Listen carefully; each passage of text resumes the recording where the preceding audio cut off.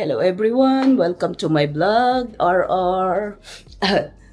RR vlog. I'm so sorry. I have a very bad cold na naman. I'm sick na naman. Today Saturday, July the 13th.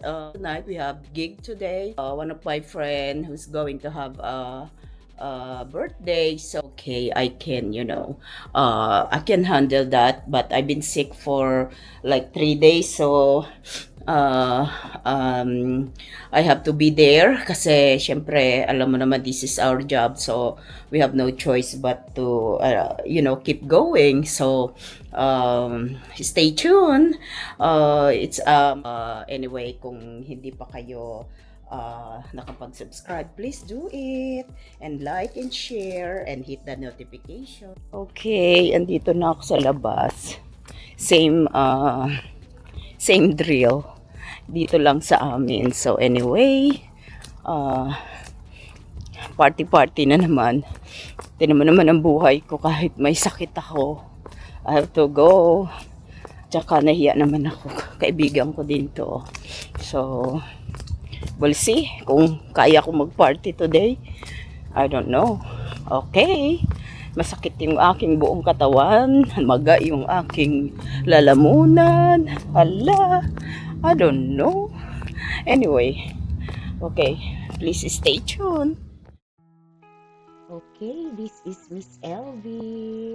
Siya yung ating celebrant. LV just turned 46, sabi niya, for today. Pero tomorrow, ano na siya? O, diba? Nasa itsura naman 46 daw siya. So, sa araw na yan. So, anyway, she looked good at her age. Actually, parang teenager pa rin, kaya maswerte yung mga taong hindi sila nag-gain weight. Katulad ko, ako talaga nag-gain weight mabilis yan yung kanyang daughter, yung kanyang first daughter. Tapos ito, mga kamag-anak niya yan, mga kaibigan, family niya yan. Dalawa lang anak niya. Ayan, nag-entertain na ang aking hobby. Ayan na, nagdadatingan ng mga tao. Hindi ko lang mailagay yung original na music kasi magka-copyright tayo. So, pasensya na kayo. So, ganito na lang muna, Miss LV.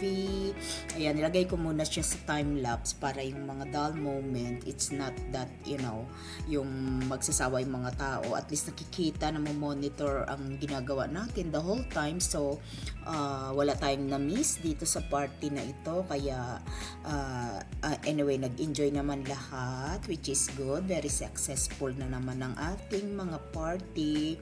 Usually naman successful yung party natin.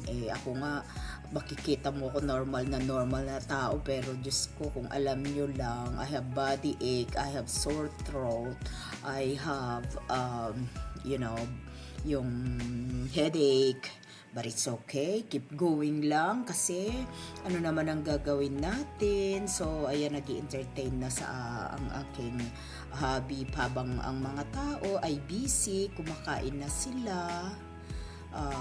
Siya naman, may live music siya. Hindi lang mailagay sa music dahil nga hindi pwede. Ayan yung mga friend. Actually, this is her family. Yan, mga family niya yan. Kaya, lahat sila nag-enjoy naman. Marami lang nga lang bata kasi marami na siyang, may apo na siya, may apo pa siya sa tuhod. Imagine, pero nakakatuwa kasi yan ang advantages ng pag early ka nag-anak. Para bang mga kaedadan mo lang silang lahat, parang mga magkakapatid lang kayo. Ito yung younger daughter niya, which is Abby. Nakakatuwa. I was like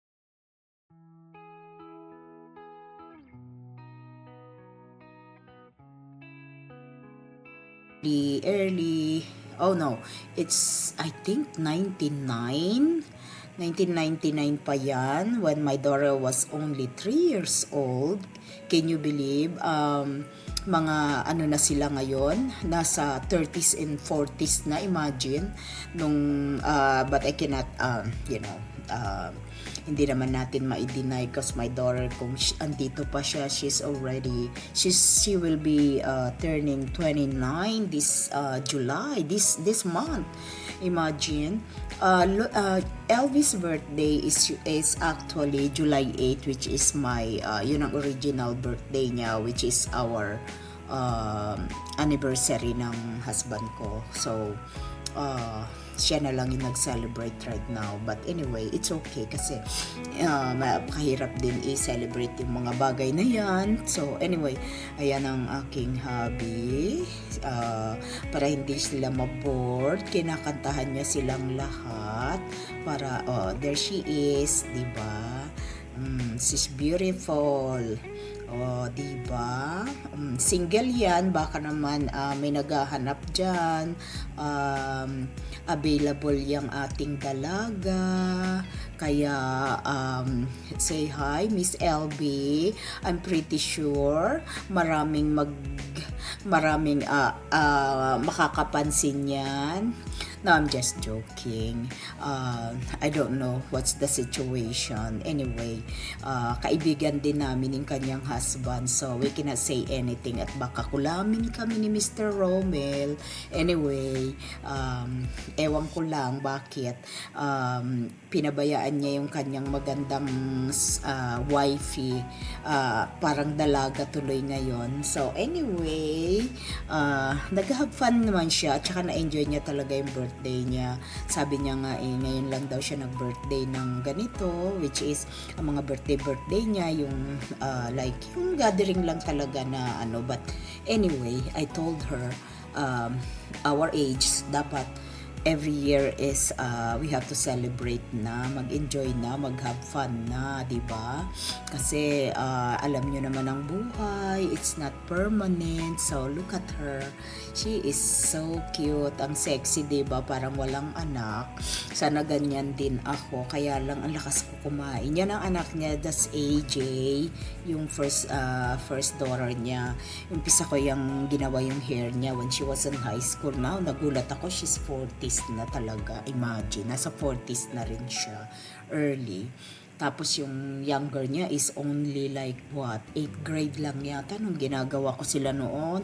Gusto pa nga nila i-babysit nila yung anak ko, pero alam nyo naman ako, parang feeling ko mawawala lagi yung anak ko, kaya hindi ko actually they're trying to convince me. Sabi sa akin ni LB, I remember this, LV, sabi mo sa akin, ipaalaga ako para makapag good time tayo, kasi ito si LV, ito yung aming barkada nung mga immature pa kami, kaya masarap pang mag-gimmick. Pero syempre pag may maliit kang anak, parang takot na takot ka lagi. So anyway, ganun talaga siguro ang maging nanay. But anyway, na-enjoy naman namin once in a while, nakakapuslit kami, nakakatakas kami. So anyway, ito yung apo niya, she was singing. At itong mga babies ay may dalawa na siyang apo sa tuhod. Yan, apo niya yan. She is so cute. Can you believe that? Samantalang yung mami niyan, neneng-nene pa noon. Tapos ngayon, may anak na yung anak niya. May apo na si LB. May apo pa siya sa tuhod. Oh my God. Yan din si Cutie, si Tisay. Yan din anak din niya nung isa niyang anak, yung younger niya, si Abby. So, ang cute ng mga bata. Ang mga naging partner nila is mga ibang lahi, kaya mix-mix na lang. Anyway, ayan, I can't believe may tinatago palang magandang boses itong Ali na ito. May, ayan, nakipag-do-it siya sa aking hobby kasi pinagbigyan ko siya kasi wala akong boses, hindi ako makapagkanta, hindi ako makaporma, kaya hindi ko naagaw yung gabi niya. Anyway, fun kasama itong friend ko na ito kaya talaga nag-i-enjoy kami pag kaming dalawang magkasama kasi alam nyo naman kami, mga ano lang, kung ano-ano lang, mga kabruhahan lang ang pinaggagawa. Kung gusto, yan ang, iba-iba kasi ang group ko. Ito, pag yan ang kasama ko, talagang ano ko, wild ako pag siya ang kasama ko. Pero yung mga friend ko na medyo behave ng konti ako. May ganun akong group eh. May behave ako, may wild ako, may pagka uh, anong tawag dito, santita ako. Iba-ibang klase, iba-iba, parang yung face ko ngayon, iba-iba na yung face ko. Anyway, ito na, dancing na. Tingnan nyo naman ang ginagawa ko. Parang wala akong sakit, diba? Kasi pag hindi ko naman uumpisahan ang pagsayaw-sayaw, di wala, hindi mabubuo yung party namin, hindi sila magi-enjoy, kaya ayan. Kaya lang, mga old na rin naman itong mga line dancing ko, parang wala na kasi naman akong time memorize ng mga bagong line dancing, kaya good thing na lang, magkaka-age naman kami, so ang mga music namin is like from 70s, 80s, and 90s, which is hanggang 2000 actually yan. Variety naman kami, kaya kaya naman naming maki-jamming sa mga millennials kahit papano. Ang hindi ko lang kayang isayaw yung mga hip-hop kasi parang awkward na akong mag-move sa ganyan. But anyway, look at them. Ayan ang mga friend ni Miss LV. So, talagang I'm so happy na nag-enjoy silang lahat. Actually, they are nakarinig kami ng maraming compliments sa kanila, magagandang compliments na they like our music, they like our party. So I'm so thankful naman at nasatisfied namin ng mga tao. Kaya it's good. Medyo marami siyang hindi daw dumating na mga bisita eh. Ganyan talaga ang Pilipino. Kaya ako, pag nag-invite ako ng mga tao, dinodoble ko kung ang capacity nito is actually ang capacity lang nitong party room namin is only 64. Pag ako nga nag-over ako dyan kaya pawis na pawis kami, talagang napakainit dahil sa mga body namin. But anyway, kasi hindi ka sure alam mo naman ang mga lahi natin, pagka naisipan nilang nag-change sila ng mind right now, wala na talaga, wala ka na magawa. So anyway, buti na lang yung mga kaibigan ko, enjoy talaga sila sa party, kaya kahit papano nagme-make it sila. So probably ang next na naman naming party not until August, which is my husband's birthday. Like I said, enjoy na namin lahat, we celebrate everything kasi you never know. Alam nyo naman ang buhay is not permanent, so natuto na kami ngayon. We try everything, yung mga kaya namin gawin kahit hindi gaanong happy, yung hindi ka masyadong